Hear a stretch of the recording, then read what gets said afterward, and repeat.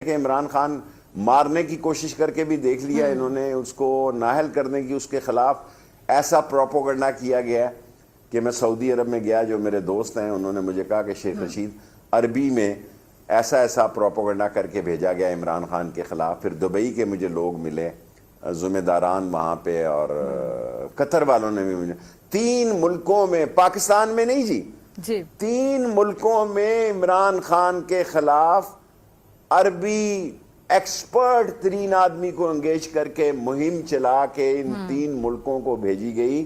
یہ خانہ کعبہ کے باہر سامنے ہوٹل میں مجھے عربیوں نے بتایا۔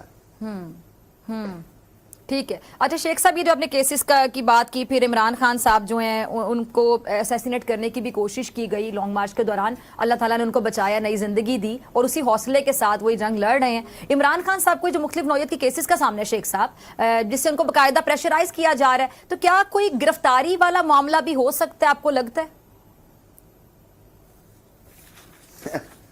دیکھیں، گرفتاری میں تو کوئی اس کے پاس ایسا کیس نہیں ہے نا، کھودا پہاڑ نکلا چوہا ہے، گھڑی نکلی ہے، کوئی کہتے ہیں زیورات بھی ہیں، کھودا پہاڑ نکلا چوہا ہے۔